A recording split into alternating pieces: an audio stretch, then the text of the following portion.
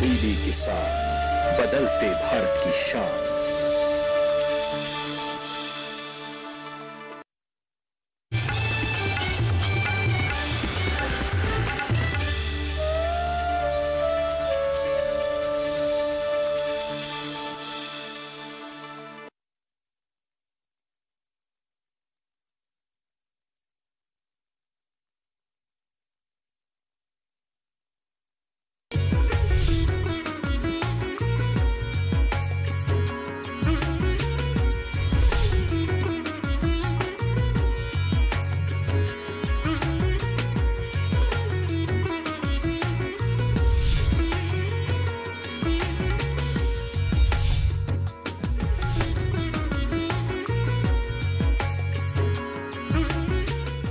नमस्कार, आप देख रहे हैं दूरदर्शन किसान। कार्यक्रम कृषि दर्शन में आप सभी का स्वागत है।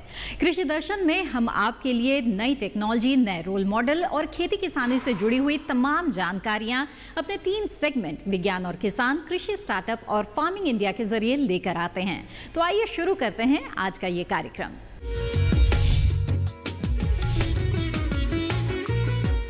आइए सबसे पहले देखते हैं हमारा पहला सेगमेंट विज्ञान और किसान। विज्ञान और किसान में आज हम आपको केंद्रीय कृषि एवं किसान कल्याण राज्य मंत्री श्री कैलाश चौधरी के आह्वान के बारे में बताने जा रहे हैं।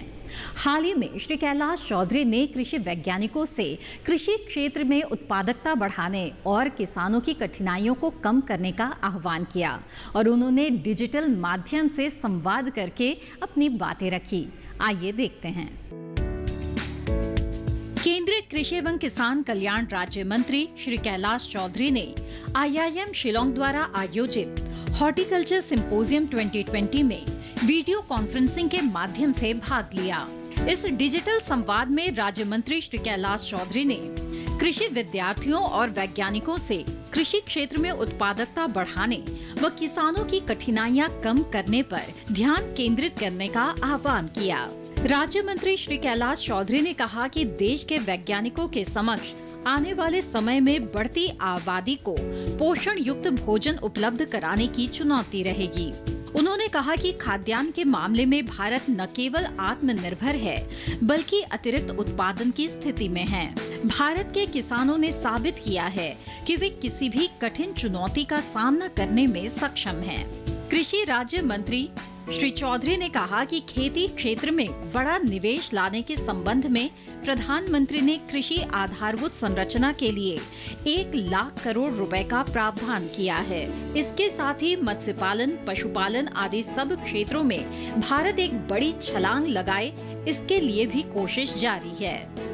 नए सुधारों व नया निवेश आएगा तो कृषि के क्षेत्र में सभी चुनौतियों से पार पाने में सफल होंगे।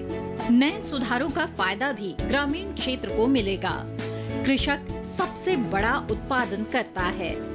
कृषि राज्य मंत्री श्री चौधरी ने कहा कि खेती के क्षेत्र को बेहतर बनाने के लिए किसानों के साथ ही कृषि विद्यार्थियों और वैज्ञानिकों ने बहुत अच्छा प्रयत्न किया है। आधुनिक प्रौद्योगिकी अपनाकर बदलती जलवायु के अनुरूप खेती के श्रेष्ठ तरीके अपनाए जाएं। कम पानी में अधिक गुणवत्तापूर्ण उपज की पैदावार पर ध्यान देने की जरूरत है। सभी प्रतिनिधि ये देखें कि छोटी छोटी फूड प्रोसेसिंग यूनिट्स कैसे खड़ी हो सकती हैं। इनमें कृषि छात्रों की भी भूमिका हो सकती है। उन्होंने नए बनने वाले 10,000 किसान उत्पादक संगठनों FPO में ज्यादा से ज्यादा छोटे किसानों को जोड़ने पर भी जोर दिया।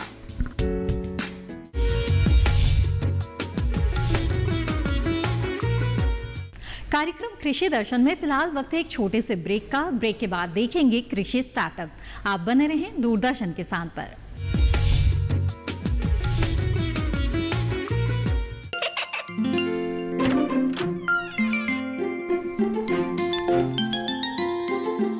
ये क्या हो रहा है? काशवी, इतने कम मार्क्स? काशू बेटा पढ़ा करो। पढ़ोगी नहीं तो आगे कैसे बढ़ोगी? मम्मा मैं भी तो आपसे यही कहना चाहती हूँ, पढ़ा करो। आप पढ़ोगे नहीं तो आगे कैसे बढ़ोगे? मतलब? वो देखो। सिर्फ बैक पर छपा ऑर्गेनिक नहीं, ऑर्गेनिक का निशान पहचानिए। पीजीएस ऑर्गेनिक का ये लोगो उन किसानों की पहचान है जो आज भी परंपरागत विधि से रसायन मुक्त खेती कर आपके लिए शुद्ध फसल उपजा रहे हैं। अब समझे मम्मा, अगर मैं प्योर ऑर्गेनिक फूड नहीं खाऊंगी तो अच्छे मार्क्स कहाँ से लाऊंगी? अच्छा बच्चों, जैविक खेती की इस मुहिम को आगे बढ़ाइए, शुद्ध ऑर्गेनिक अपनाइए।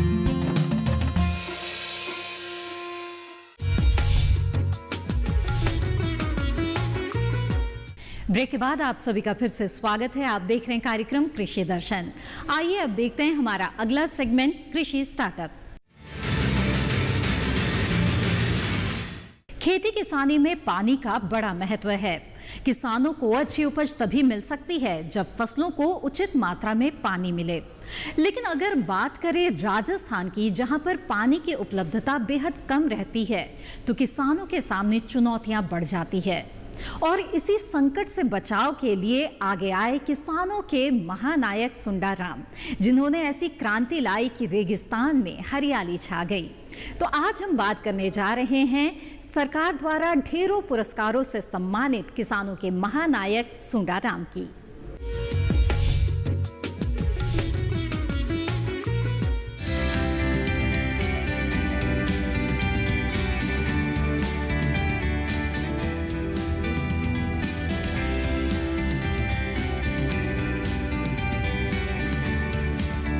पानी की कमी ने पूरी दुनिया को चिंतित कर रखा है। बगैर पानी के इस धरती पर जीवन की कल्पना नहीं की जा सकती है। इंसान और जीव जंतु तो छोड़िए, पेड़ पौधे और वनस्पति तक का इस धरा से नामो निशान मिट जाएगा। कहने को तो इस पृथ्वी का आधे से ज्यादा हिस्सा जलमग्न है, लेकिन समुद्र का जल न तो इंसानों के लिए किसी काम का है और न ही पेड़ पौधों के लिए। मुश्किल पीने वाले और जीने वाले जल की है, जिसे दुनिया संरक्षित करने के लिए तरह तरह के प्रयास करती है। उन्हीं प्रयासों में एक प्रयास है जिसे पूरी दुनिया ने सराहा है, और उस प्रयास को दुनिया के सामने लाने वाले हैं किसानों के महानायक सुंडाराम। सुंडाराम ने ऐसी तकनीक इजाद की है जिससे महज 1 लीटर पानी में ही पौधा पनप जाएगा। तकनीक को खोजने में तो समय नहीं लगा, लेकिन उसका परीक्षण और नतीजों को सामने लाने में 10 साल का लंबा वक्त लग गया। 1982 से ही सुंडाराम को खेती के प्रति रुझान था, लेकिन पढ़ाई के बाद जब सुंडाराम ने ठान लिया कि उन्हें खेत और खेती में ही आगे की जिंदगी गुजारना है, तो वो देश की तमाम कृषि संस्थाओं में ट्रेनिंग के लिए जाने लगे। इसी दौरान 1982 में सुंडाराम देश की राजधानी दिल्ली स्थित IARI young farmer training course में आए थे।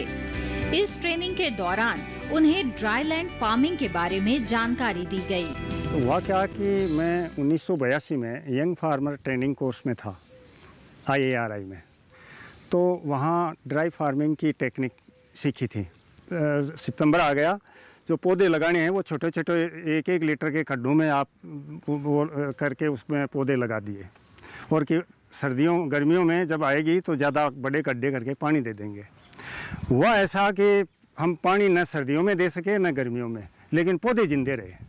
तो फिर मुझे वो ड्राई फार्मिंग वाला कॉन्सेप्ट याद आया। पानी के संरक्षण की इस प्राकृतिक व्यवस्था को समझकर सुंडाराम ने रेगिस्तान में हरियाली का मंत्र खोज लिया और महज 1 लीटर पानी से किसी भी पौधे की जीवन यात्रा को अमर कर दिया। इस तकनीक में जो 2 गहरी जुताई होती है, एक मानसून के पहले मानसून के बाद में, एक आखिरी मानसून के तुरंत बाद में, तो उससे खरपतवार भी नष्ट हो जाती है, और ऊपर से जुताई करने से जो कैपिलरीज बनती हैं, सुराखें बनती हैं, वो भी टूट जाती है। तो वो जो नीचे का पानी आकर इकट्ठा हो रहा है वो पौधे की जड़ें ले लेगी, और उससे पौधा अपने आप। इसी तकनीक से सुंडाराम ने अपने खेत और बगीचे में नीम, शीशम, आड़ू, खेजरी के पेड़ लगाए।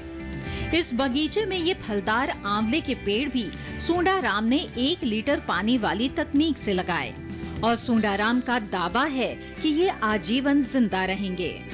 तकनीक आसान है, दरअसल बरसात में पौधे लगाने से उन पौधों की जड़ें हमेशा ऊपर की तरफ रहती है, लेकिन इस तकनीक में पौधों को सितंबर में लगाया जाता है, क्योंकि इस दौरान ऊपर नमी कम होती है और नीचे नमी ज्यादा होती है, जिससे पौधा पानी की तलाश में अपनी जड़ें नीचे की तरफ बढ़ाता है और यही जड़ें उसे जीवन भर के लिए मजबूती देती है। ऊपर फिर तपती गर्मी क्यों न हो, पौधा नीचे गहराई की नमी लेकर जिंदा बना रहता है। एक तो ये है कि इस तकनीक को जब ये सबसे पहले इसको देखा कि ये तकनीक सफल हो सकती है, तो मैंने करीब 8-10 तरह के पौधे उन पर परीक्षण किया अपने खेत में अलग अलग समय पे, और उसमें शीशम भी था, नीम भी था, अर्डू भी था, रोइडा था और खेजड़ी थी, बेर था और यह आंवला था, कैरुंदा था, ग्राफ्टेड बेर भी था। तो ये इन सब चीज़ों पे 4-5 तरह से अलग अलग रेप्लिकेशन में इनको मैंने टेस्ट किया अपने पूरे खेत में। तो उसके बाद में 10 साल बाद में ये तय हो गया कि ये टेक्निक बहुत अच्छी है। जिंदगी में सूंडा राम ने खूब चुनौती ली। देसी बाजरा की फसल पर भी उन्हें किसी ने चुनौती दी।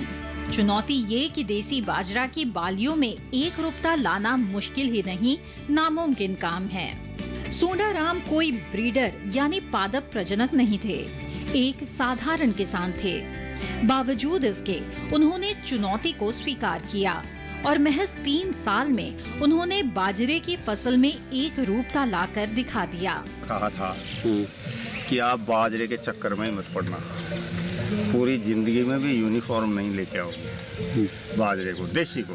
तो हमने 3 साल में लेके आ गए। बाजरे के अलावा सूंडा राम ने ग्वार और कपास पर भी रिसर्च शुरू कर रखी है। ग्वार की ऐसी किस्मों पर सूंडा राम काम कर रहे हैं जो रोग प्रतिरोधी हों और कपास में उच्च उत्पादकता वाली सूखे के प्रति प्रतिरोधक किस्म पर भी काम चल रहा है। कपास की वो वैरायटी इस तरह की है कि उसके नीचे पानी की कमी से दूब और घास ये सब सूख सकते हैं, लेकिन वो वैरायटी नहीं सूखेगी, मई जून में भी नहीं सूखेगी। इतनी पानी को के कमी को सहन करने की क्षमता रखती है। उसकी पैदावार भी अच्छी है, 70-80 डोडे एक पे औसतन आ जाते हैं। सूंडा राम ने अपने खेतों में जिन भी तकनीक और तरीकों को इजाद किया, उसकी चर्चाएं देश भर में हैं, पत्र पत्रिकाओं और मीडिया में हैं। 10 साल से संयम के साथ की गई इस मेहनत को नाम और सम्मान मिला। राज्य की और देश की कृषि संस्थाएं भी सूंडा राम की काबिलियत का सम्मान करती है।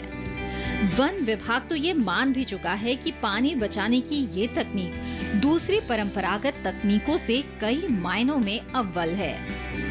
पहली बार मुझे बायोडाइवर्सिटी का इंटरनेशनल अवार्ड मिला 97 में, और उसके बाद में 98 में इस तकनीक पर और बायोडाइवर्सिटी पर काम, कुछ किस्मों पे काम करने पर मुझे पहला जगजीवन राम किसान पुरस्कार प्राप्त हुआ।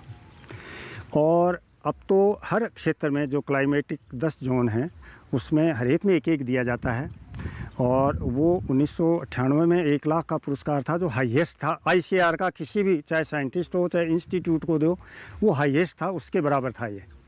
और उस समय एक ही पुरस्कार मिलता था, तो इस तकनीक को उसमें शामिल किया गया था।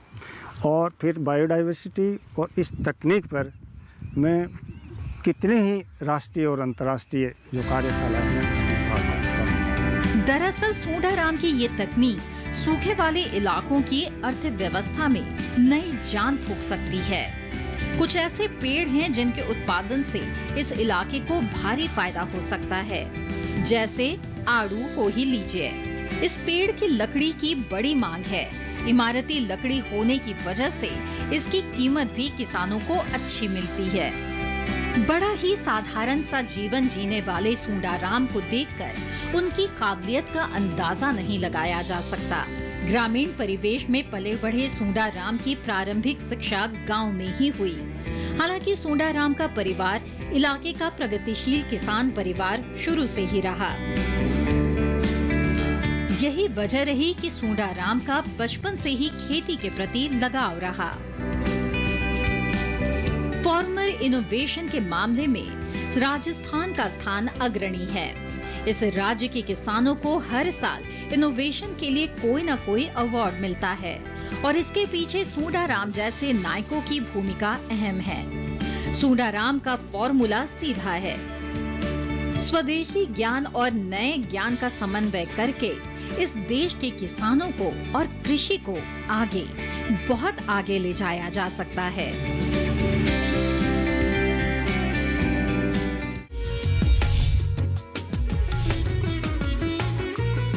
इसी के साथ कृषि दर्शन में वक्त है एक और छोटे से ब्रेक का। ब्रेक के बाद देखेंगे फार्मिंग इंडिया। आप बने रहें दूरदर्शन किसान पर।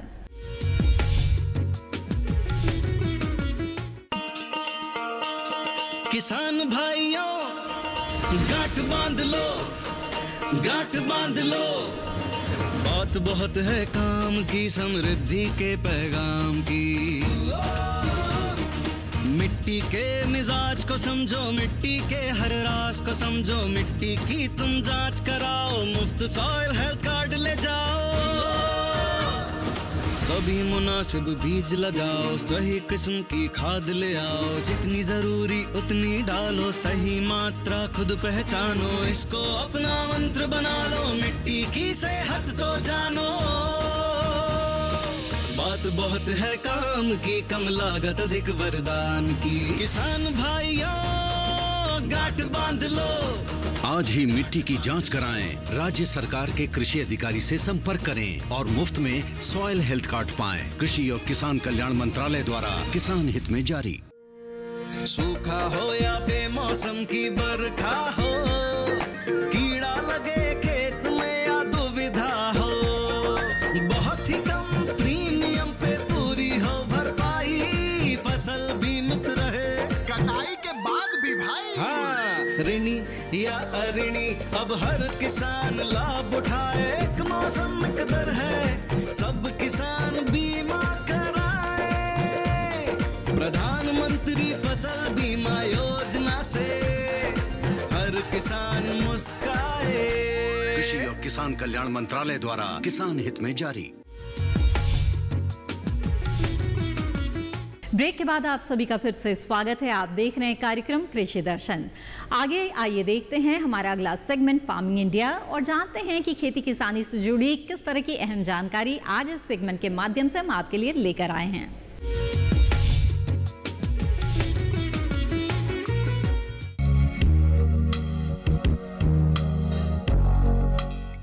गोभी वर्गीय सब्जियों में खास तौर से इस मौसम में जो है कभी कभी ये देखा गया है कि जब जैसे ही ह्यूमिडिटी बढ़ती है, आर्द्रता बढ़ती है, तो उसमें अल्टरनेरिया का प्रकोप हो जाता है।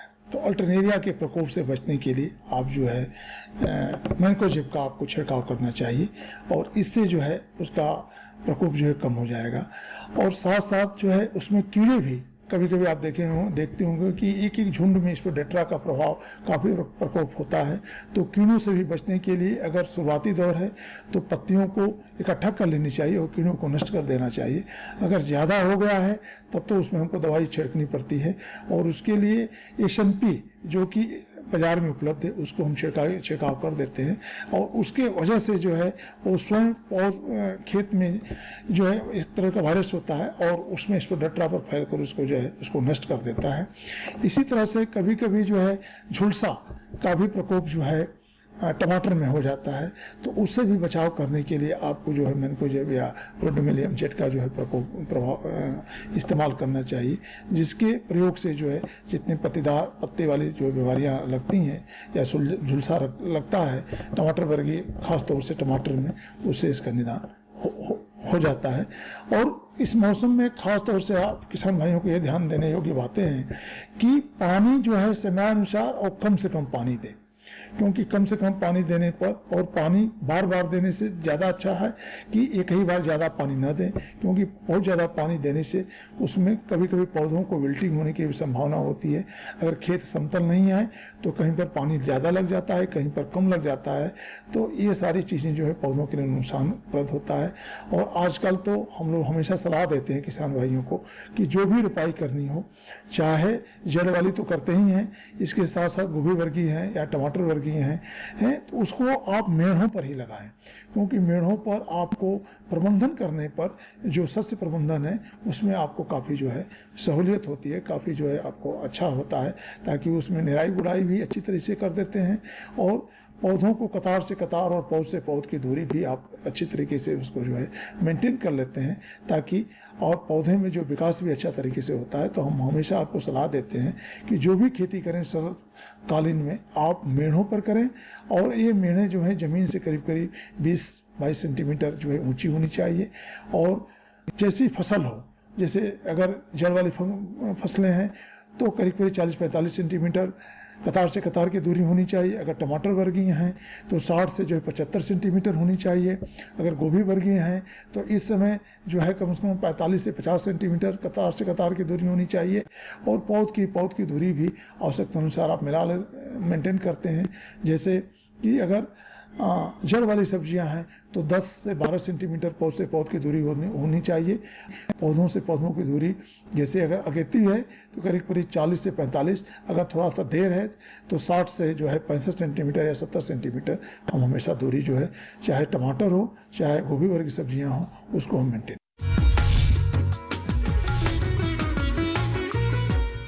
और अब बारी है कृषि कैलेंडर की, तो आइए देखते हैं जुलाई माह में की जाने वाली अहम कृषि कार्य के बारे में। जुलाई के महीने में आप मैदानी क्षेत्रों में पपीते के पौधे तैयार कर सकते हैं। इसके लिए सबसे पहले आप वांछित प्रजाति के बीजों को चयन पश्चात किसी कवकनाशी से उपचारित करें। इसके बाद बीजों को ऊंची उठी हुई क्यारियों में बोना चाहिए, ताकि पौधों के आसपास जल इकट्ठा न हो पाए।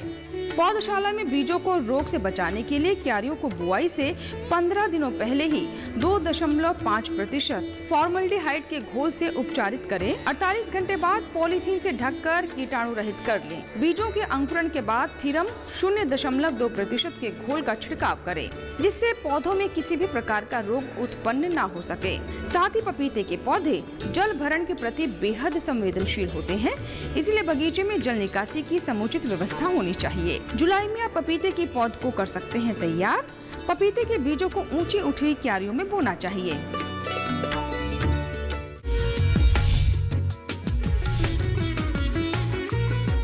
किसान साथियों, जब आप खेती किसानी करते हैं और उनमें वैज्ञानिक तरीकों को अपनाते हैं तो कई बार आपके सामने कुछ ऐसे सवाल आते हैं जिनके जवाब कृषि विशेषज्ञ ही दे सकते हैं।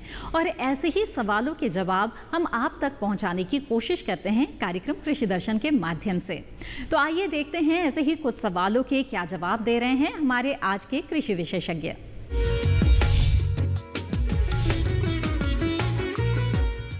किसान भाइयों, आमतौर पे जब धान की हम रोपाई करते हैं तो 20 से 25 दिन पुरानी पौध का प्रयोग करते हैं। हाँ, अगर हमारी कोई किस्म लंबी अवधि की है, 150 दिन 160 दिन की है, तो उसकी पौध हम 30 से 35 दिन पुरानी भी ले सकते हैं।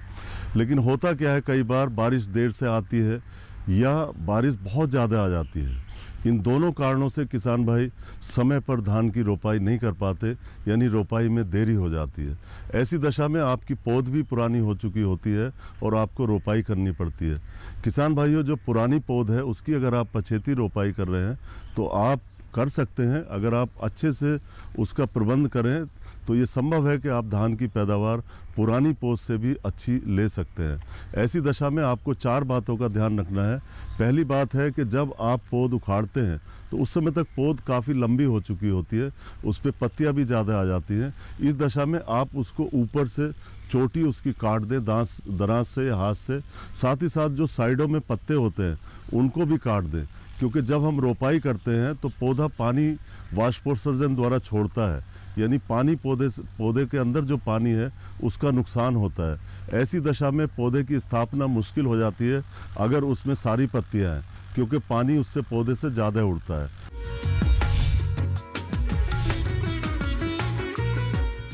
ये था आज का कृषि दर्शन कार्यक्रम से संबंधित अपने सुझाव आप हमें भेज सकते हैं। हमारा पता है कृषि दर्शन, कमरा नंबर 10, CPC, खेलगांव, दूरदर्शन, नई दिल्ली 110049। आप हमें ईमेल भी भेज सकते हैं। हमारा ईमेल ID है krishidarshandddk@gmail.com। इसी के साथ कृषि दर्शन की आज की कड़ी में बस इतना ही। अगली कड़ी में फिर होंगे हाजिर कुछ और जानकारियों के साथ। तब तक के लिए आप बने रहें दूरदर्शन किसान पर। फिलहाल मुझे दीजिए इजाजत। नमस्कार।